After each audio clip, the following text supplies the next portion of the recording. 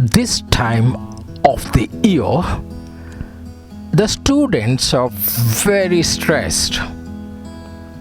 School students are preparing for their final examination, and the senior students are appearing for their board examinations because their future depends on these exams.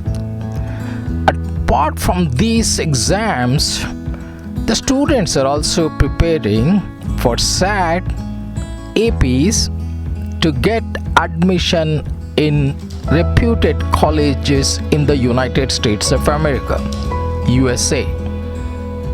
Apart from school children, college students are also stressed, including the university students, because they are giving their exams after a prolonged pandemic. So wherever there are exams, there is stress. Parents won't make any difference to the stress. They will rather add, because they have high hopes and great expectations from their children. Even the friends also add to the stress, because you always have a competition with them. Here are a few tips and techniques to avoid stress. Number 1. In your room, you have a table and a bed. Table is meant for studying, and the bed is for sleeping. Always sit at the table and study, never on the bed, because you feel sleepy and your concentration level will come down. Your mind will mislead you to sleep. Number 2.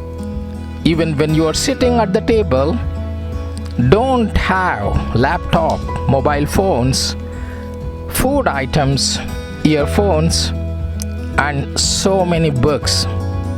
Just have one book or one notebook. Otherwise, the more clutter you have, more distractions. So just keep one book. Number 3. Study one subject at a time. Maybe you can devote 2 or 3 days so that you can get a grip on the subject, instead of doing so many subjects in a single day. You won't concentrate, you won't be able to concentrate and learn. Your mind gets mixed up with variety of subjects. Just have focus on one subject. Number 4. Make a flexible timetable. Don't have fixed timetable. Sometimes you can study economics, maybe in the morning, sometimes in the evening. It's not necessarily that you have to do a particular subject at a particular time. Number 5. It's very important. Have breaks in between. Breaks are very important. Take a short break after every 45 minutes. That's very important. When you take a break, you are giving a chance to your brain to increase your concentration level, because the brain gets relaxed. The next tip number 6. When you take a break, don't sit in the room. Leave the room and come outside. Maybe you can take a walk in the park nearby, or maybe if there is a forest, that's the best idea to go into the forest, or go to the shopping complex if nothing else there, but I prefer go into the nature. Tip number 7. Listen to music. It will definitely increases your concentration level, but keep in mind the music should be soft. Tip number 8. No memory pills, please. Some of your friends might be misguiding you, saying that memory pills will increase your memory power. There is no scientific evidence for this. Never go in for this. Tip number 9. Highlight important points while skimming, going through the notes or going through a textbook, because you can't learn everything in the textbook. Just highlight so that it saves your time when you revise it.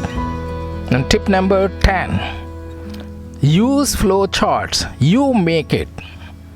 Mnemonics to memorize better. Flow charts will really help you, because you are dividing the answer into many parts. It is easier to memorize than learning from the textbook. That's a very important point. Tip number 11 is self-test. You don't need a tutor or a teacher or a school to test. Try yourself. Write down the question and write the answer to see whether you are able to recollect what you learned. In case you don't remember, I'll give you a nice technique here. You keep a gap in between the days to recollect what you learned. This is scientific proof behind it. You try to recollect on the first day after learning a concept. Then leave 1 day gap, try to recollect it on second day. Then leave 4 days gap and try to recollect it on day 7. Leave 7 days gap and try to recollect it on day 15, and leave a big gap 15 days. Try to recollect, that is on the 30th day. So that, why do we do it? So that you're giving a gap in between to refresh your memory, to recollect. So again I repeat, try to recollect on days 1, 2, 7, 15 and 30. I'm sure this will help you. And next important tip is no smoking, no caffeine. This is especially important for university or college students. They believe that smoking will increase your concentration level and memory power. Definitely not. It will rather spoil your health. No caffeine, coffee, tea, or no smoking. The point number 13 is sleep. Sleep is very important for a student because he's so much stressed up and so much hard work he's doing. So minimum 7 to 8 hours of sleep in the night. In case you don't get sleep in the night, if you want to cut short daytime, takes small sleep or naps. And point number 14, on the day of the examination, be confident. Be confident that you know the subject very well. You're going to hit the exam without any stress. You're going to do wonderfully good. On the day of the exam, don't study. Be calm, be cheerful, laugh with friends, with parents, go to the examination hall.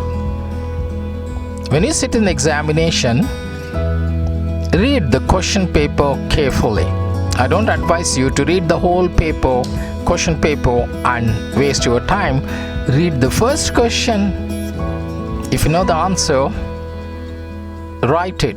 In case you're not sure about your answer, go to the next question. Go to the next question.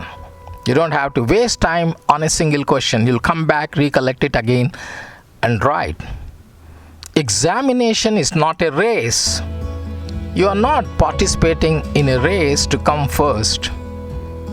So, be calm in the examination hall. Be quiet. Okay? Don't look at your friends. What they are doing it, how many supplementary sheets they are taking it. Be calm and do your best. And don't look at the clock. Of course, once in a while, it's the best habit to see it, but not concentrating on the clock. Concentrate on the question papers and concentrate on your answers. See whether you are able to write properly before putting your pen on the answer sheet.